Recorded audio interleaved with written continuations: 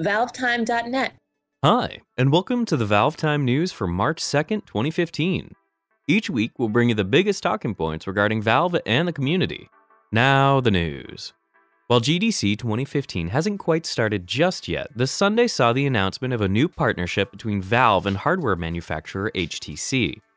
In a deal pretty much nobody saw coming, both companies are collaborating to create virtual reality tech, particularly the HTC Vive, also known as the RE Vive, which stands as a headset manufactured by HTC using a lot of the technology Valve have been developing over the past few years.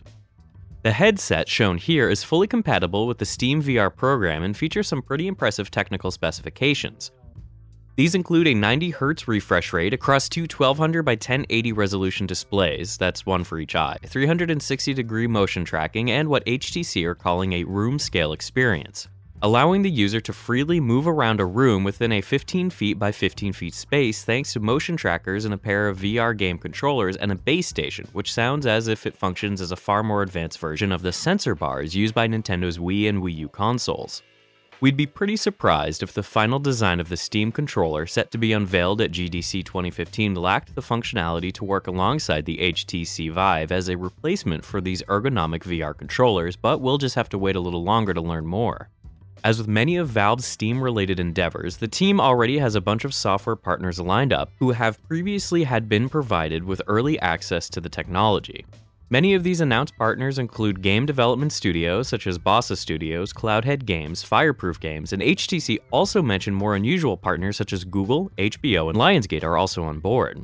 While no particular details were shared regarding these extra partners, we like to think this could potentially be hinting at a larger variety of entertainment that may be made available for the device sometime in the future, including television shows, films, and mobile games.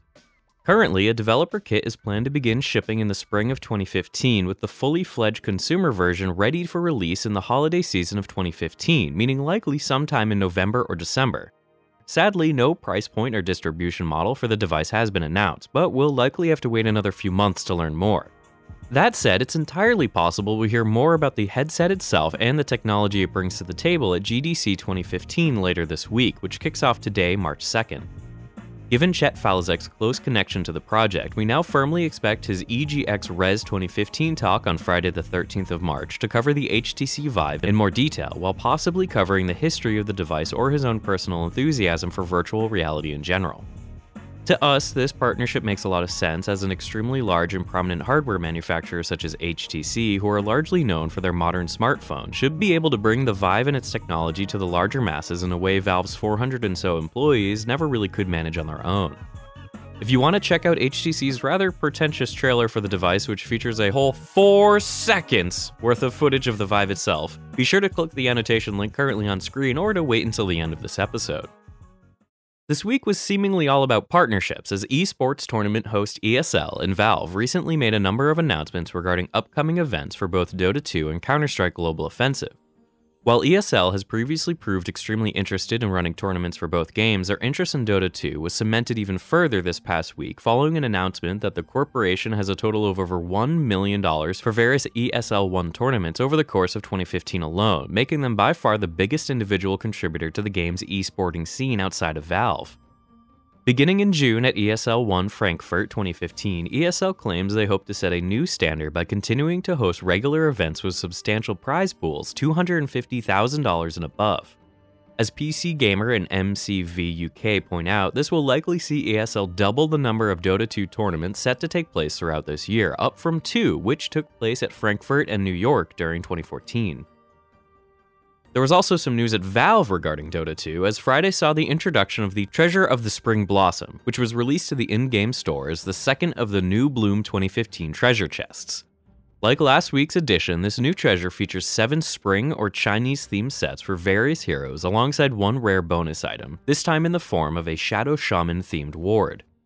This is likely the last piece of content we expect to see to come out of the new Bloom 2015 as the Year Beast Brawl event finally comes to a close today, March 2nd, so be sure to get in there and grab as many item sets and couriers while you still can. With the ESL 1 Katowice tournament for Counter-Strike Global Offensive about to kick off in just a few days, it's once again time for the Pick'em Challenge, which Valve is once again reviving. Like previous Pick'em challenges, players can pick stickers themed after each of the 16 teams and use them as game pieces to bet on which will win each stage of the competition. While competing with friends, players collecting points based on their bets per round before eventually being awarded with a Pick'em Challenge trophy for their CSGO and Steam profiles. As usual, update changelogs for all this week's updates will be available in the video description should you want to take a look. Unfortunately, this past week didn't bring about any new updates for Team Fortress 2, but We Love Fine did release a bunch of new merchandise onto their website.